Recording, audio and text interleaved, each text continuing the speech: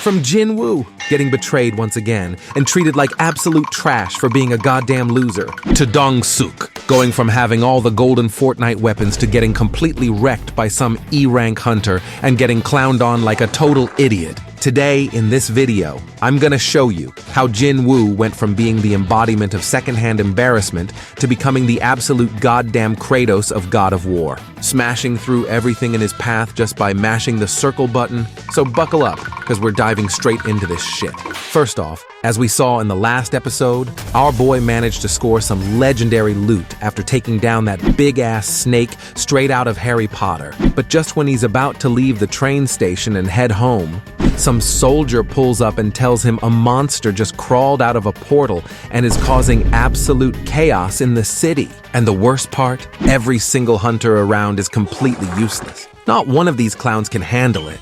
Among them is our protagonist's crush, and it looks like she's still traumatized from the last dungeon run she did with him. Jin-Woo, wasting no time, takes a deep breath, grips his worn-out sword, and launches it straight at the monster, scoring a clean headshot. Every hunter around is left with their jaws on the floor, completely dumbfounded, because all they saw was a random-ass sword flying in and instantly deleting the monster. Meanwhile, Jin-Woo just dips out like a mysterious badass, not even bothering to take the credit. Over the next few days, he goes full Saitama training arc. So, in no time at all, he goes from a scrawny nobody that no one gave a damn about to a full-fledged Giga Chad that makes all the ladies go wild. But plot twist, he's still broke as hell, living off a diet of bread and ice for lunch. But ZERETH, why doesn't our boy just go to the Men in Black, tell them he had a second awakening, and start doing higher-ranked missions to make bank? That's a great question, dear viewer. But if you ever interrupt me again, I swear to God I'll machete you and they'll never find your remains. The thing is, our protagonist doesn't want to attract any more attention.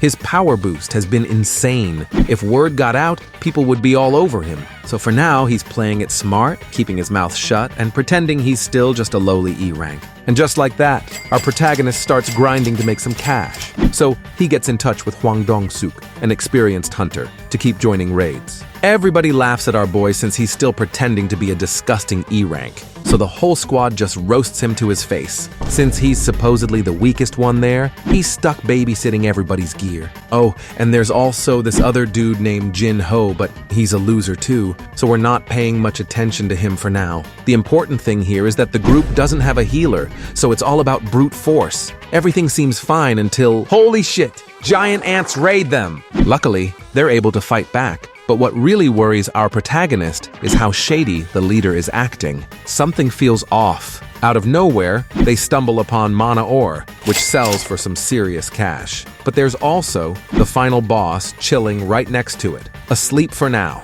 Then Dong-suk has the brilliant idea to say, "Yo, you and Jin-Ho stay here. We, forgot some tools in the car, so we'll be right back." This sets off all kinds of alarms in our protagonist's head. He's been noticing that Dong-suk's squad is always made up of 8 people, but there are 2 extra spots left open every time. And just as he starts connecting the dots, a massive explosion goes off, on purpose sealing them inside with the big-ass spider boss as its next meal. But our protagonist ain't having any of that shit. He immediately starts slicing the giant spider to pieces. Meanwhile, Jin-Ho is having a mental breakdown, realizing this dude is no ordinary E-rank. Conclusion? This guy is a full-blown psychopath, and Jin-Ho deeply regrets ever coming here. Back to our boy. This fight is way tougher than expected. But just like last time, the power of flashbacks kicks in. He tanks a critical hit, gathers every ounce of strength left, and goes full speed, hitting all the monster's vital points and winning the fight. Jin-Ho is shook. He can't believe what he just witnessed.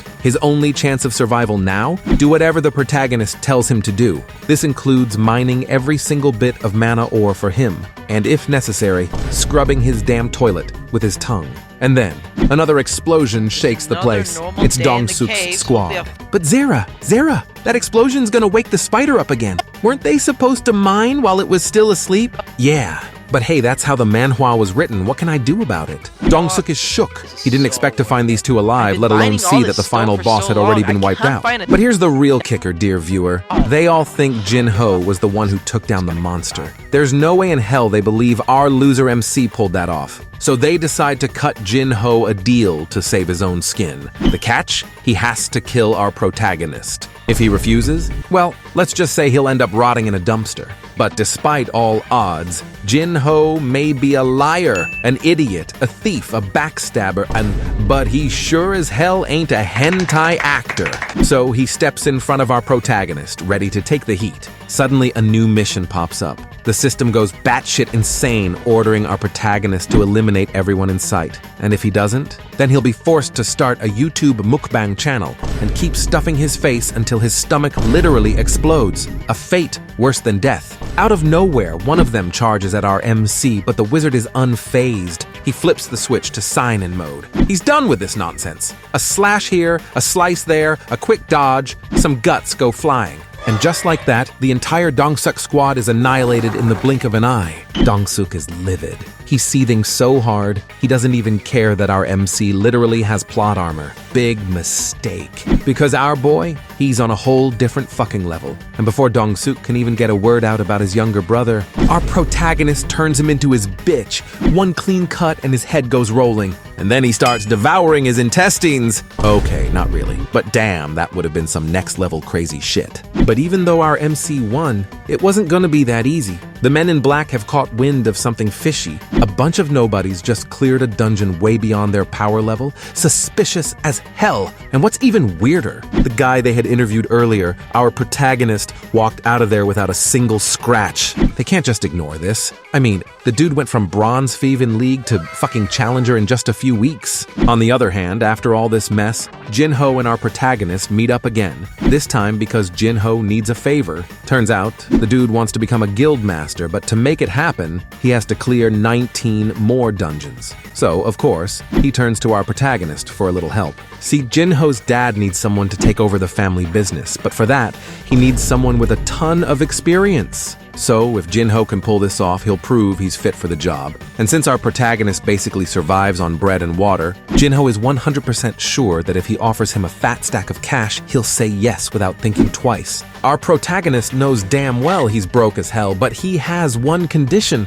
All dungeon raids will be just the two of them. No extra people. No outsiders. That way his secret stays completely safe. Now, remember when Dong-suk mentioned having a brother? Yeah, well, that's Hwang Dong-soo. And guess what? He's a freaking S-rank hunter. And he is pissed. Why? Because our protagonist wiped the floor with his little brother. Seeing how things went down, Dong-soo has no choice but to fly back to Korea to hunt down whoever was responsible for his brother's pathetic demise. And let's be real, he already knows it was these two clowns right here. I mean, Dong-suk was never the type to risk his ass for his teammates, so there's no way he sacrificed himself for the squad. Nope, no doubt about it. These two are the ones who sent his useless little bro straight to the respawn screen.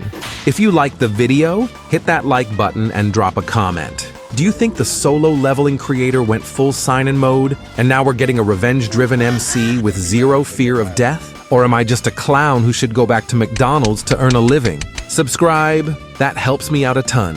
And with that, I'm out. See you in the next video. Ciao, ciao.